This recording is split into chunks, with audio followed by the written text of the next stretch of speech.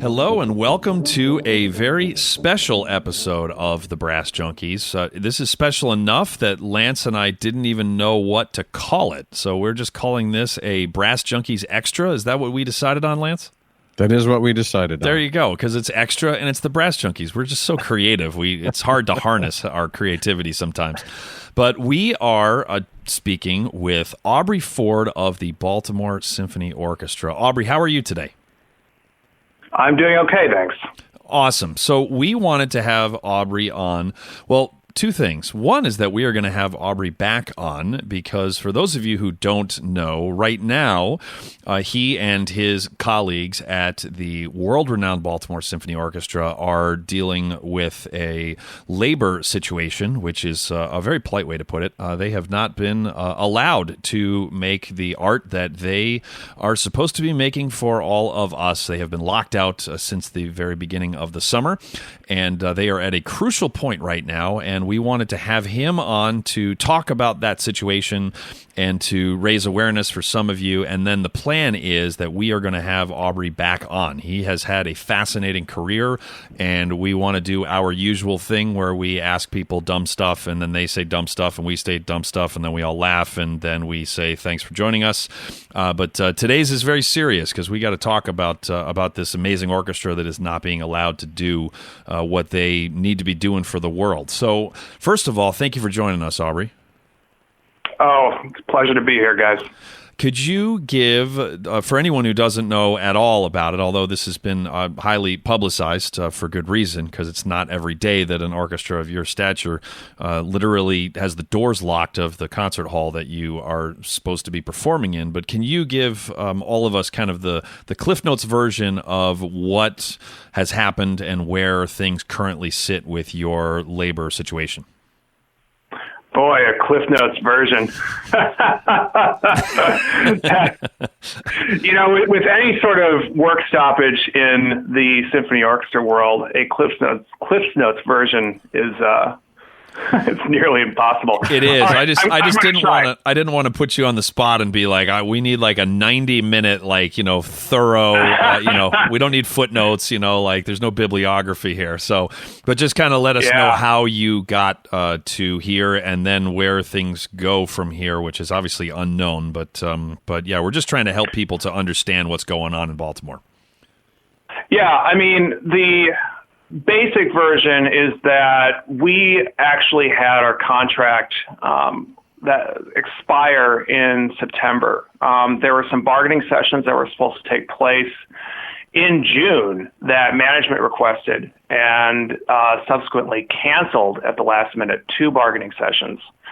And then we didn't get back to the table until I believe it was late August. Those bargaining sessions yielded no forward momentum. So they asked for a 4-month extension of our contract, which seemed sort of preposterous to us. What are you going to accomplish in 4 months? Right. And, we rejected that. We took a strike authorization vote at the beginning of last year, literally about a year ago. In fact, it was the very first thing that I did as a member of the Baltimore Symphony. It wasn't to go to rehearsal or go to some sort of, meeting with management. It was to go to a strike authorization vote of the players, which passed overwhelmingly. So then the season started and we were without a contract, and that's not something to be too alarmed about initially. Under federal labor law, when you start a season without a contract, you are operating under the terms of the previous contract. So we were still able to get the salary that we had before and all the benefits and, basically the same working conditions. The only thing that changes is that because there is no contract in effect, it means that management has the right to lock out the orchestra and the orchestra has the right to go on strike. So we continued playing and talking. We gave them a proposal that was pretty reasonable in our opinion. It's basically a status quo contract with a 2% cost of living increase. They did not respond with any other proposal until October 30th, when they came out with a proposal that slashed our weeks from 52 to 40, slashes our pay by 25%, slashes any and all guaranteed relief, which I can talk about the importance of that in a few minutes. Mostly, well, it's for everybody, but it's especially for like string players who have a lot of repetitive motion injuries. Right. And slashes a whole bunch of other things, including maternity, paternity leave, that sort of thing.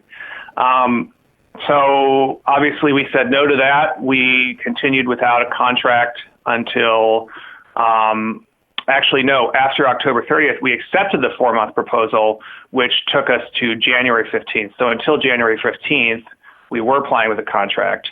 Then the contract expired on January 15th, and then we went forward without one.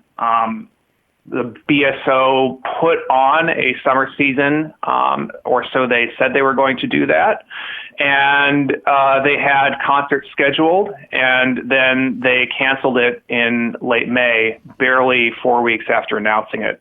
And the reason for that is because they believed that a bill that had passed the state legislature that was going to give us $1.8 million a year was not going to go into effect. The bill had passed the state legislature. Our governor, Maryland Governor Hogan, allowed it to become law without his signature. But the thing is that the governor can choose whether or not to release those funds, and he chose not to, along with a lot of other money that was allocated by the state legislature for various other projects. So BSO, finding that out, decided to completely cancel our summer season in late May, and then they subsequently locked us out on June 17th. We've had numerous bargaining sessions with them all year, and it's been basically, I don't want to mischaracterize this, but up until this last week, there's basically been no progress. Our proposal has remained the same. Their proposal has remained unchanged. So that's where we are. The two sides are very far apart. And, that's just sort of an objective reading of it. I could talk forever about why I think they are where they are, why I think it's reasonable for us to be where we are. But that's basically as much as I can make it, the Cliff Notes version. Oh, that was more succinct than I could have made it, and I've been following, as a lot of us have. I've been following along, every Baltimore Sun. I keep running out of free articles. I think I've got like 24 browsers on my phone, so I can read them all. But I guess I could have just tried incognito mode. No offense, Baltimore Sun. I used to live in Baltimore. I read the Baltimore Sun every day, but I can't pay to subscribe to 50 newspapers. So sure, yeah, but yeah, their coverage has been excellent. It seems like to me, there's been a lot of information, and I also need to commend the Baltimore Symphony musicians as an organization. You guys have done a really great job of keeping the public informed and of. I've felt like I've been able to. You've made it easy to follow along with things, which is great for somebody who is interested in following along as closely as I can. So you're to be commended for all those efforts. Thank you. I know we really appreciate that. That's really important that we communicate our message to our supporters and the community at large as clearly and as often as possible. So they, for anyone listening, in the show notes, instead of my usual jackholedness, I've actually included links to the most recent Baltimore Sun article, as well as the musicians' Facebook page and their website. So if you want to educate yourself more about what's going on and reach out and support the musicians, you can do that in the show notes. For anyone who's new, Lance, who always does the show notes, his show notes are usually much more like Easter egg-like, where it's just like vague references to things that people mention. But he decided, since this is a little bit more serious topic, to actually have helpful show notes. But I don't want anybody to expect the rest of the show notes moving forward to be helpful. He will go back to being a jackass, very soon. Yeah. So don't get used to it, people. This is definitely a one-time thing.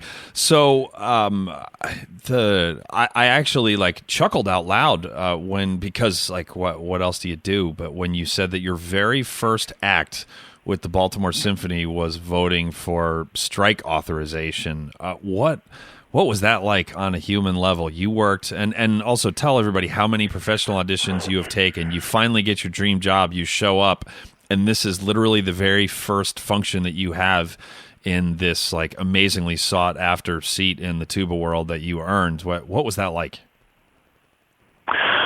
Well, yeah. So I've taken 47 auditions since I started auditioning in 2000, and so this is sort of the dream, right? To play in the Baltimore Symphony.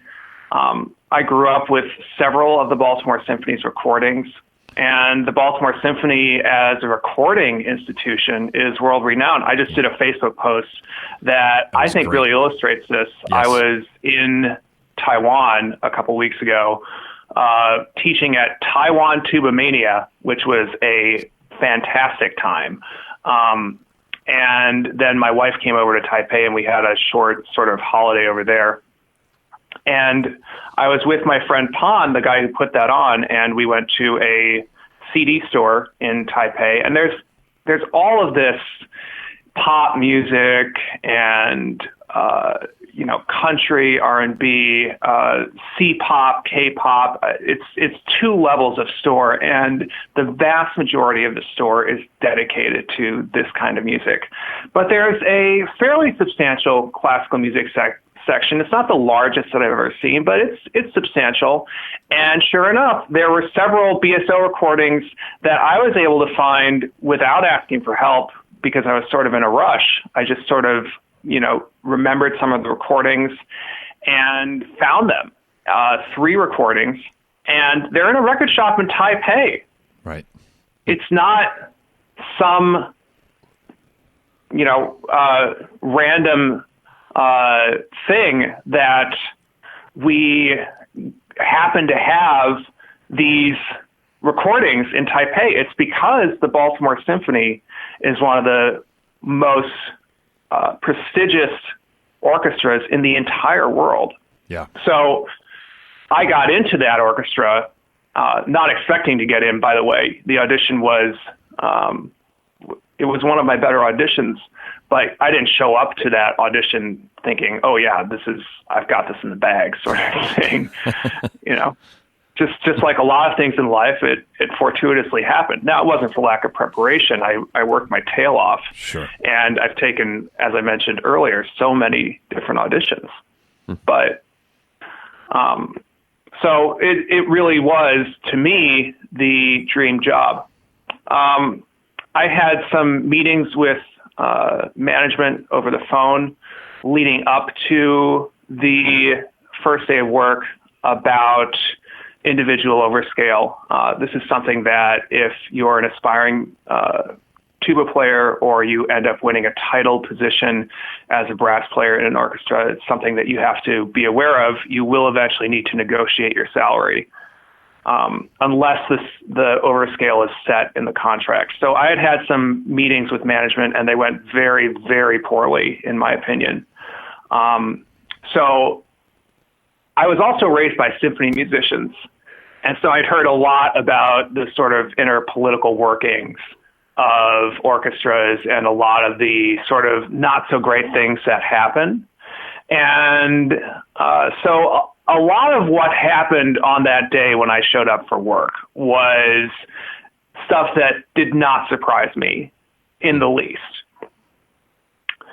So, but on the other hand, of course, it's very visceral. You worked your entire life for a job like this, and it's like, okay, we're on strike now. It could happen any minute. And fortunately, that entire first season, it didn't happen, but I didn't know that a year ago. when I showed up for that vote. Right. So it happened that we took the vote, and I was prepared to go on strike and to go back to my previous orchestra, the Charlotte Symphony, which was a great orchestra that treated me really well. So that wouldn't have been a huge loss on my part to have to go back there until Baltimore got through its work stoppage. But it was still very heart-wrenching. And I'll tell you the most heart-wrenching thing of all is this idea that we are going to be made lesser because of the things that have been done over the years by previous managements. It's really, really hard to hear that they want to cut our salaries because they've lost 16, however many years, or so they say, through no fault of the musicians. How much? I lost you for just a split second. How much money was it? They say they've lost $16 million. Okay. And as I was saying, it's hard to hear that because it's not the fault of the musicians that they've lost that money. Right. Yeah. Oh, man. Well, can you talk a little bit about what is the significance of the difference between a 40-week per year orchestra and a 52-week per year orchestra? Well, for us, the most important thing is that we're bringing music to the community year-round. We have a summer season that people can really sort of set their watch to. And a lot of orchestras have this. I played 3 years for the summer season in the San Diego Symphony, and people loved that summer season. It's mostly pops, and it was right on the water, and it sold really, really well. And then there were some terrific artists that came through, some pop artists, some jazz artists, and then the orchestra would occasionally put on its own concert. And they built the stage every summer. And as far as I know, it made money for the orchestra. Mm-hmm. So Baltimore hasn't really had that for 10 or 15 years. And the excuse that's always given on the other side of the table is, oh, we've tried that and it doesn't work. Well, I beg to differ. Just because it was tried before and it didn't work because of such and such a problem doesn't mean that it can't be tried again with the right attitude and the right vision and the right execution. It could easily, using role models from other orchestras, for example, be made into an incredibly successful and profitable venture for Baltimore. Yeah. We have a huge tourist population that comes through town during the summer. Baltimore's tourism has increased by double-digit numbers over the past 2 or 3 years, and it shows no signs of abating. So, I think that any reasonable and intelligent orchestra management team could come up with a way to put on a summer season that not only does well by the orchestra as far as the revenue goes and as far as the costs go, but also does really well by the community. And so for us, being able to do something like that is quintessential to being the Baltimore Symphony. Right. We've worked, we being the Baltimore Symphony, not necessarily me because I just finished my first year in the orchestra, but we being the Baltimore Symphony worked tirelessly through the 70s with Commissione and the 80s with Zinman and into the 90s to establish and maintain a 52-week orchestra. So it's bringing music to the community, but it's also maintaining what we've worked so hard to build. Mm-hmm. Would you feel comfortable talking about how this has impacted you personally over the summer? Oh, absolutely. Absolutely. So first of all, the lockout it's really hard to take that your management has seen fit to lock you out and all of your colleagues. It adds a great layer of uncertainty into your life and everybody else's lives. When I started with the Baltimore Symphony, I had quite a bit of uncertainty because of what I had talked about earlier with overscale negotiations. And then of course I had to get tenure. So I had a full year of uncertainty. And of course, I own a house in Charlotte still, but I had to rent an apartment in Baltimore. How long is that going to go on for? So the uncertainty for the past year was, through the roof in my life. And then when this happened, it was really hard because over the next coming year, I was anticipating being able to feel more certain, being able to be a little bit more relaxed, right. Being able to maybe buy a house in Baltimore. We're looking at a neighborhood that we really like and buying a nice row house with an extension so I can practice without bothering anybody. And that all went out the window. Not only that, but I got to tell you guys something. I have been home for 3 weeks and I got 2 more coming up. Now, don't cry for me, Argentina, because I've got work. This week I got to play with the LA Phil. The 2 weeks before this, I was in Taiwan, and the next 2 weeks I'm in Utah. So it's not the end of the world. I'm making money, so it's okay. But I haven't seen the inside of my house. I've been living out of a suitcase for 3 weeks, and I've got 2 more in front of me. There isn't a person, and let me just tell you, every single person in the Baltimore Symphony is dealing with this right now. Right. They either have the work and they're on the road constantly, or they're at home not making money. And so it's tough, man. It's really, really tough. Go ahead. I was just going to say, the sort of crucial conversations that you have to have with your family when this happens is, I wouldn't wish it on a single living soul. It is really hard. I'm very fortunate because my wife, Emily, is incredibly supportive. She's actually, she still has her job in Charlotte. So she's been working remotely for them since she left Charlotte. She's been working remotely from Baltimore, and now she's working remotely wherever I go, which has been great. She's here with me in LA. She'll be with me in Utah. So that's been really quite excellent. And she's going to be coming with me elsewhere, assuming we don't go back to work. So in a way, I've really sort of lucked out in that regard. A lot of people have had to leave home and leave their spouse, and if they have them, children behind. Like, for example, our principal timpanist, James, has been all over the country. It's great. He's gotten so much work. Mm-hmm. But, he's got 3 young kids at home and a wife that has had to, really stand by him while he's just, flying all over.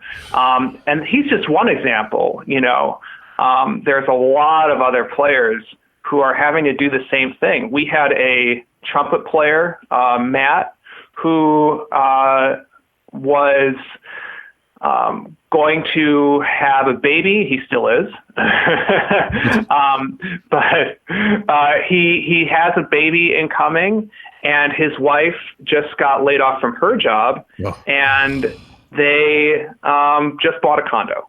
Gravy. So luckily he's gotten work, and they're managing to sort of piece it together. But it's not easy, and it doesn't even match the income that you would get in Baltimore, because, most of these orchestras don't pay travel. They don't pay for your hotel when you go and stay there, so you're lucky if you're taking home half the money that you're making. Yeah. So and I mention these stories because they were actually in the Baltimore Sun not too long ago. So I'm pretty sure that my colleagues wouldn't mind me mentioning them on this podcast. Oh, okay. Sure. Wow. But yeah, this is the sort of personal toll that a work stoppage and especially a lockout takes on all of the musicians who have worked their entire lives, like I have, to get to this level of orchestra. I don't know if people realize how often in a situation like this, your colleagues in other orchestras around the country and in the world do everything they can to throw as much work as possible to those players in a show of support. It's a remarkable and fantastic thing. And so I'm hoping that as you already indicated, that it can alleviate any of that pain is a good thing. It's just nice to know, maybe at an emotional level, it doesn't pay the rent, but nice to know at an emotional level that your colleagues in other states and in other regions are doing what they can to help too. Yeah, I'm glad you brought that up. We are so incredibly grateful to our colleagues around the country for hosting us, for opening their homes to us when we come to work for them, which does help to save money on occasion. And the number of orchestras that have done so is pretty remarkable. At least 15 to 20 orchestras in the U.S. have had us come and play during the summer season. And I'm sure if this work stoppage continues, that will continue and probably even expand. So we're very, very grateful to them. And we've also had, anytime an orchestra goes on strike or is locked out, ICSOM, the International Conference of Symphony Opera Musicians, which is the umbrella group for full-time orchestras in the U.S., issues a call to action, which asks all the other orchestras that aren't involved in the work stoppage to send the orchestra that is money. Donations. And so we received, just from the ICSOM call to action alone, $250,000. Wow. And we're, again, just so thoroughly grateful. And we hope that what we've done in the past to support our colleagues who go on strike or are locked out, and what we do in the future will be, on the same scale as what everybody has done for us. That's great. Yeah. So what can people who are listening to this who want to help you guys out, what can someone do? Absolutely. They can certainly follow us on Facebook. Facebook.com/BSO Musicians is, I believe, the URL. They can go to our website, which is bsomusicians.org. And there's if you're interested in helping our cause financially, you can donate to our GoFundMe. There's a link on our website, but I believe the campaign name is Keep the O in BSO. There's a saying that somebody in our orchestra came up with, which I absolutely love, which is that the BSO without the O is just BS. So we have to really make sure we keep the O in BSO, or else it ain't much. And I've been telling people that if they can't donate money to the GoFundMe, then I ask that you please share it with all of your friends. That will really help to get the word out that you can actually pitch in. You can also buy merchandise. We have T-shirts, we have mugs. So if that sort of thing interests you, the T-shirts are super soft. I was just going to say, for the record, the T-shirts are actually like super nice. I've washed mine. I've washed mine like 7 or 8 times now, and it still feels great. Yeah, because some of them, it's like you get one wear and then it's done. These are high quality T-shirts. high quality T-shirts only by the Baltimore Symphony Musicians. You guys just have so many talents. Yeah, it's hard to quantify all of them. So, we make them at home. Yeah, we hand stitch them. You're making some in LA right now, right? Yeah, that's part of your suitcase is your T-shirt making rig. Oh, yeah. Yeah, absolutely. American Apparel closed, so we took over their warehouse. Well, it's good that you've still got your sense of humor. I mean, I'm sure that you don't at every moment of every day, but I cannot imagine what you're going through. I mean, I did what you did. I practiced my tail off. I had the audition for my dream job, which was Boston Brass, and I happened to on that day win the job against a whole lot of really great people. And then I went and then I played the gigs and did really well, and then I got paid for it. It's it's kind of how the end of that is supposed. The hard part is winning the job, I mean, having the opportunity, everything aligns and all that. And then it's it's not supposed to break down after that point. It's unbelievable. Yeah. And I am hoping that, there is a lightning. I'm hoping that this episode with you is an artifact very soon, very soon. That this is just for historical purposes. That this is a snapshot in time, and a week from now you are back and working, and that everybody is happy. But until then, we can just keep pulling for you all, and just hope for a speedy resolution, and not just any resolution. I mean, one that you deserve. I mean, I've had the privilege of sitting back there in the tuba seat in that orchestra a handful of times, and as I've described it before, it feels like driving a race car.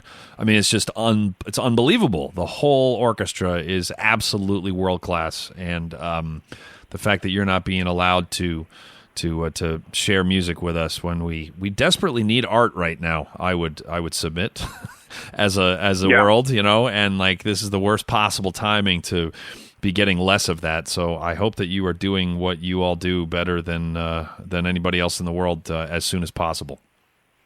Thank you.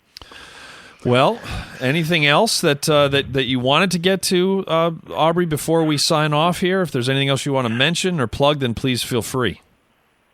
Yeah, absolutely. So I think that there are a couple of lessons. You mentioned the historical context of this. And if, as we all hope, this does become an artifact very soon, I think there are some lessons from this experience for people that have to go through it in the future. And that is, stay united. Really work hard to stay united and get involved. Get involved as much as you can. Try to do whatever you think you can to help. It helps to know what you're good at and what you're not good at.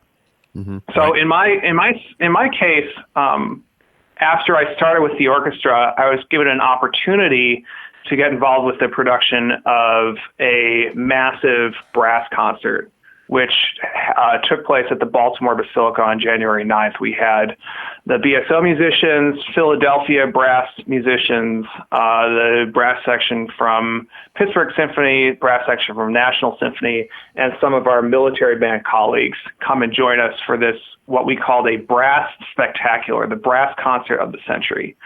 I was involved basically with every level of the production of that event. My friend and colleague Andy Balio was the visionary leader of the event, and I did pretty much all the operations and a whole ton of other things, coordination, and some of the marketing, with everybody. And of course, there was a lot of other people involved. Our colleagues Yvonne and Michael and Brian and Greg, they all were working overtime to make this thing a success. Mm-hmm. And so we put this concert on, and it was a smashing success. The Basilica holds 900 people. We filled it with close to 1,300.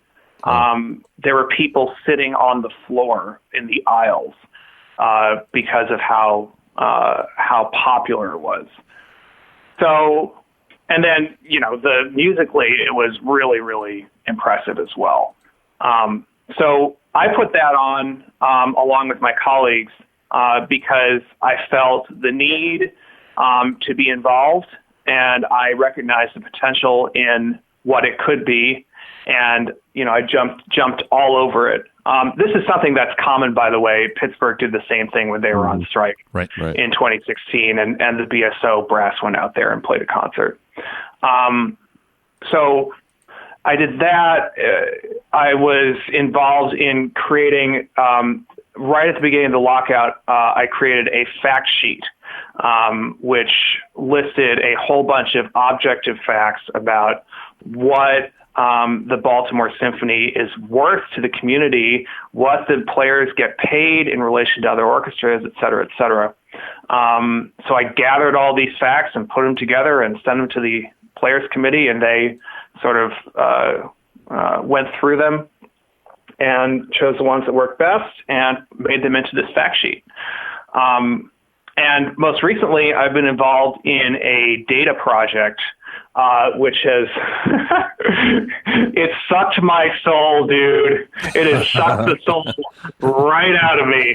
And it's my fault because I volunteered myself. It was my idea. I said, we need data to back up all the arguments that we're making, because mostly the arguments that we're making are emotional arguments. Some of them are based on some big figure stats, but I really wanted to make an argument based on real solid hard data. And so what I did was I took close to 40 orchestras, 40 ICSOM orchestras, and went through every single one's 990 form. The 990 is an IRS tax form that every nonprofit is required to file that includes statistics such as contributed revenue, earned revenue, the growth or loss of the endowment. It's a very long form. And I went through every single one of those 40 orchestras, 990s, for each year from 2010 through 2018. And I compiled all that data into this massive spreadsheet, along with the data from the ICSOM settlement bulletins. In other words, what each orchestra's base pay is, the number of players employed, the weekly pay, a whole bunch of other things. Did you end up with a doctorate at the end of this?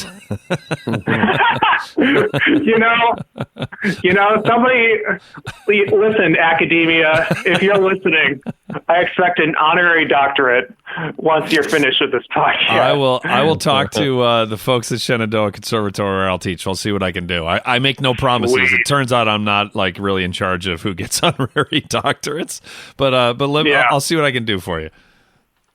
Anyway, so I made this data thing, and it really tells a story, So I mentioned that the Baltimore Symphony, according to management, lost $16 million in the last however many years, 15 years, 10 years, something like that. And if you look at the data from 2010 to 2018 or 17, yes, the BSO didn't indeed, according to the IRS filings, lose about $9 million. Guess what else? Most other orchestras out of, let me just check my stats here. This is good. You'll like this. Got to find it in my emails. Here it is. So I was making talking points for our PR guy. That's important. Yeah. From 2010 to 2018, the average surplus of 35 orchestras was $19 million, while Baltimore recorded a $9.5 million loss. Okay, so this is really to combat this very lazy, poorly researched conclusion that is a narrative in the media that orchestras are slowly dying. Mm-hmm. The opposite is true. Let me just repeat that stat one more time. From 2010 through 2018, the average surplus of 35 full-time orchestras was $19 million, okay? So that means that each of these orchestras, on average, is pulling in over $1 million surplus each year over the past 10 years. Okay, so what does that tell you about what's happening in Baltimore? Baltimore is not unique. If you look at Rust Belt cities, the average total surplus was even higher from 2010 to 2018, $31.8 million. Okay, a lot of people like to make the argument that Baltimore is a high crime city, therefore it can't support an orchestra. Okay, that's nonsense. Among the 4 highest crime cities with major orchestras, the average annual surplus from 2010 to 2018 was $26.2 million. Wow. Dang. Yeah, it's kind of hard to. It's kind of hard to. I see why you just pulled up the email so that you could be getting exact numbers, so that it's not like, oh, I think it's around. I mean, yeah, you did the research, due diligence. Yeah, the due diligence, exactly. Oh, right. Man. So, I mean, just me being involved, me wanting to be involved, bringing this full circle, has yielded some pretty, I think, important results that will contribute to the result of our, negotiations and work stoppage. Right. So I would encourage everybody who has to go through this sort of thing in the future the first thing you should think is to just get whatever it is that you can do. And I'm not on the orchestra committee, the players committee. I'm on a concert committee, and I'm on, I formed my own committee for this data gathering thing. I mean, it's not like I'm, some sort of big orchestra leader. I'm just chipping in wherever I can. Right. Mm-hmm. And so here we are. And it's really been a big deal. And so the other piece of advice is to stay united. Do everything that you can to stay united. Don't fracture your orchestra. Don't turn on other members. Always turn the other cheek. A lot of people are going to say things that you don't agree with. Turn the other cheek. Respect them. Let them say what they are going to say. They are your colleagues. They work just as hard to be there as you have. So, respect what they say. And then if you disagree, then, you respectfully disagree. Right. But you have to trust that the players that you've elected to the committee that's representing you at the bargaining table is going to represent the overall interests of your orchestra the best. And I am very proud to say that our committee has so far done that really, really well. And so far, meaning a whole year that I've been in the orchestra, they've represented our interests well at the bargaining table. I mean, does that mean it's perfect? No. Does that mean that things could change? Sure. But, I couldn't ask for a better situation with the colleagues that I share the stage with, and the colleagues that I work with behind the scenes to get us to where we are now. And it's not any of our fault, again, that we find ourselves in this situation. Wow. Yeah. There's just so much to process. There's just so much to process, even as an observer. So, well, I hope there's a resolution soon. Yeah, thank you. That's one of the hardest things about this particular lockout is that there are so many dimensions to it. And there are so many things that have been done wrong in the guidance of the BSO over the past 10 or 15 years. That, it's hard to summarize it. It's basically well nigh impossible. I think one thing to remember, and sort of my, the method to my madness for mentioning those data numbers for you guys, is to remember that most other orchestras are doing really well. Just because Baltimore has had this, big loss and has been not well managed over the past decade, doesn't mean that other orchestras are in the same situation. Yeah, some are struggling, some are doing above average, and some are doing really, really exceptionally well. Right. So, in spite of all this doom and gloom that we've been experiencing, literal, almost like apocalyptic sort of phrases being bandied about in the press, like the death of the Baltimore Symphony and all this stuff. The outlook for orchestras in the U.S. is very, very bright. And eventually, I am fully confident that we will get a management team in there and a board that is ready to embrace the idea of us being a year-round 52-week orchestra and is ready to pay us, that on a level that, we are valued at as a world-class institution, and that they will figure out how to really maximize our revenue going forward, that there will be a vision for the Baltimore Symphony going forward. A lot of these orchestras that are doing well, they have visions for a very, very bright future, and they're executing on them brilliantly.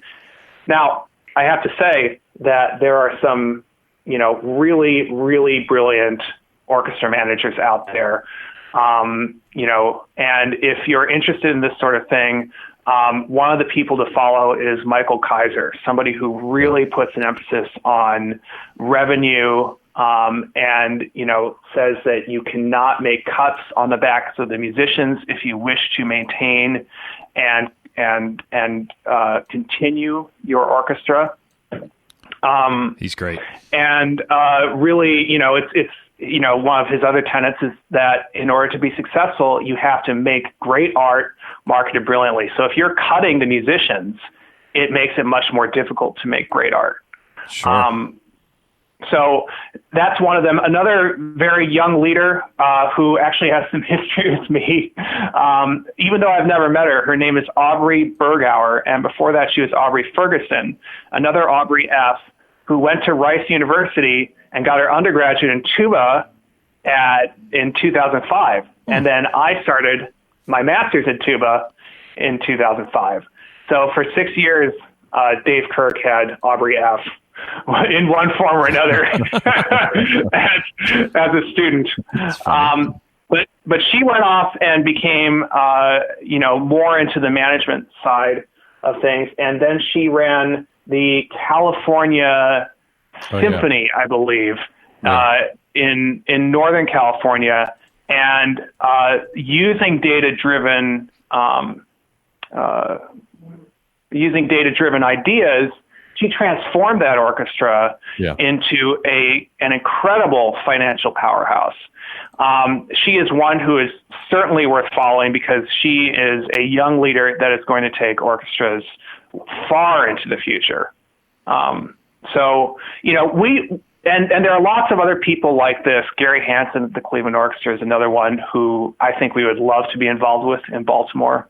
And the CEO of Louisville is another one. He helped Jacksonville Symphony become a sort of revenue powerhouse.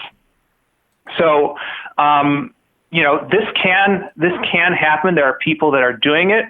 And I am confident that we'll have one of those people running our organization in the not so distant future. And then, hopefully by then the doom and gloom that we've been hearing about the Baltimore Symphony will come to an end. There will be hope on the horizon, and that will soon manifest itself into a very bright future for us, just as it has for most orchestras throughout the country. Mm-hmm. Amen to that. I'm reminded, Aubrey, she's like the things she did with the Kelton. She's just recently stepped down to do bigger and brighter things. But if you want a masterclass in applying what Michael Kaiser has talked about, plus another woman I look up to quite a bit is a woman named Donna Walker-Kuhn. And Donna talks about there's a lot of lip service paid to being involved in your community with arts organizations. And Aubrey, and so Donna talks about how to make that a reality. And one of the first things you have to do is you have to talk to your community. You have to get out into the community and figure out what it is that the community wants and values, and then provide that for them. And that's one of the things that in following Aubrey from afar, she's done just a fantastic job of, which is to just knowing and embracing the place that she lives. And then making the California Symphony a vital part of that community. Yeah, and actually, another person that I should definitely mention is Deborah Borda, who ran the LA Phil for all those years and turned it too into a financial powerhouse. I mean, if you look at the data for LA Phil, it is completely off the charts. I mean, they're bringing in $150 million a year in 1 year, and then spending. 2/3 of that, they're spending $100 million a year. So they're literally into a sock drawer putting $50 million a year, I mean, that's how successful orchestras can be. Now, the LA Phil runs on a sort of unique business strategy in which they capitalize on their ownership of the Hollywood Bowl to not only produce LA Phil concerts, but also big rock concerts that bring in a ton of money. Mm-hmm. But, they're also bringing in a ton of donations as well. So, these are what can be for orchestras. There are some really bright stars out there. Kansas City, San Diego, LA, pretty much every orchestra on the West Coast right now, Seattle, San Francisco, are all doing well. Houston, Dallas are all, signing big progressive contracts. Milwaukee, oh my goodness, where I grew up in Milwaukee, Wisconsin. Oh, sure.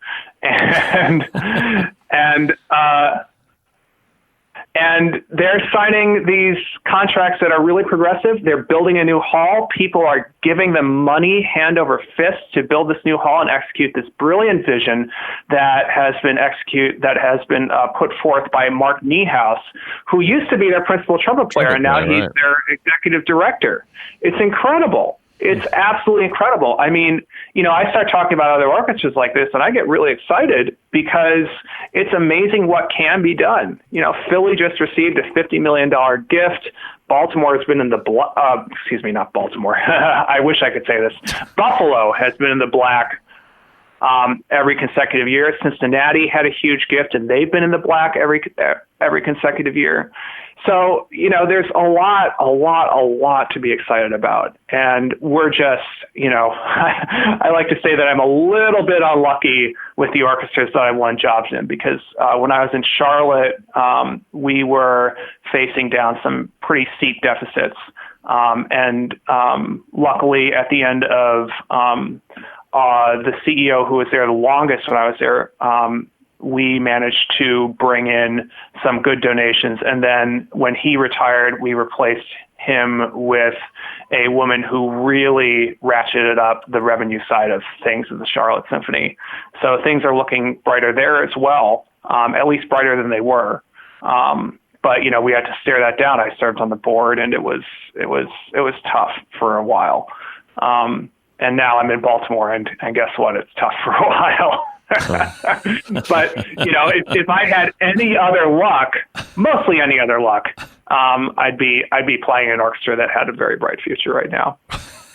Maybe you're the problem, Aubrey. It's hard not to think that. Well, I can assure you the tuba player does not have that much power, so you are off the hook. As important as any other seat artistically in the ensemble, but generally not the seat of power within the orchestra hierarchy. So at least that's been my experience. So one would hope. I mean, you look at all these tuba players that have served as presidents of orchestra committees, and you start to scratch your head, because there are quite a few tuba players in exom orchestras that have been chairs of orchestra committees. Right. And you wonder if you're just in one of those jobs where usually you don't work as much as everybody else on stage as far as number of hours that you're in rehearsal. So, people end up just sort of twiddling their thumbs. Not that I've ever done that because of my work at UCLA and elsewhere. Right. But, you end up twiddling your thumbs, and you're like, well, probably serve on an orchestra committee. Well, guess I'm chair. Well, here comes the negotiation. I guess the tuba player is in charge. No Great. good deed goes unpunished. There you go. For anyone who's not familiar with our podcast, just to plug, we have interviewed Phil Munns, the principal horn that sits to your right, and then also sitting to your right, just a little closer, we also interviewed Andy Ballio. And both of them are fantastic interviews. Phil goes way deep dive on like meditation, is really great. But I have to specifically recommend the Ballio interview because it is possibly the most noteworthy one that we've done. Not just because he's a fascinating guy and his story is amazing, and but he joined us from the Wool and Sheep Festival, where he was with his.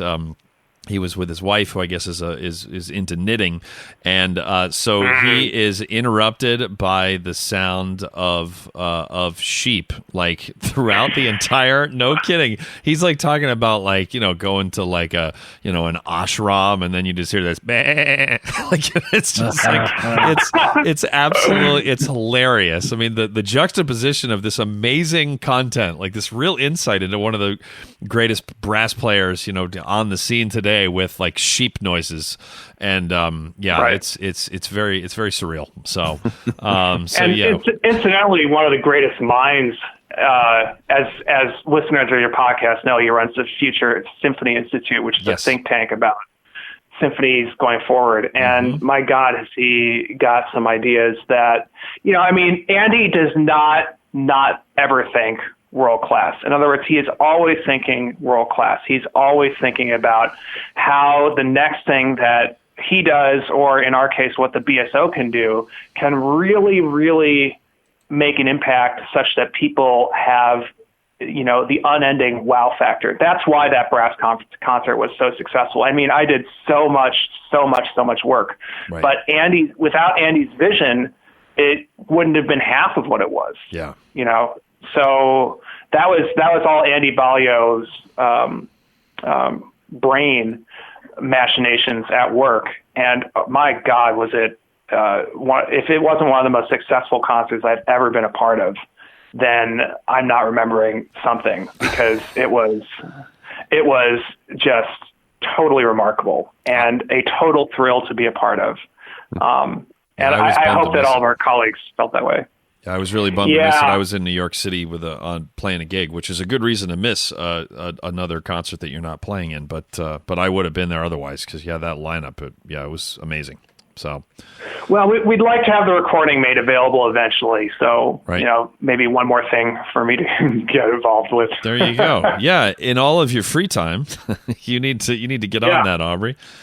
Well, thank you so much for joining us and for getting us up to speed on the current state of things, and for your openness with what you're dealing with now. I think that this has been really illuminating, and I know our audience is going to agree. So thank you so much for your time today. Oh, you're so very welcome. It's a pleasure to get to talk to you guys. And I look forward to, jockeying around and joking around a lot more the next time I'm on. Assuming that we're all back at work, which I hope we will be. Yeah, I'm remaining optimistic, and I'm going to say that you will be. I just hope it's sooner than later, and we can't wait to have you back on. And don't forget to click in the show notes. I've everything that we've talked about is in there, as well as the GoFundMe page. There's a direct link to the GoFundMe page, and they're closing in on the stated goal. So go help them out. Awesome. All right, well, that is going to do it for another episode of The Brass Junkies. You've been listening to The Brass Junkies on the Pedal Note Media Podcast Network.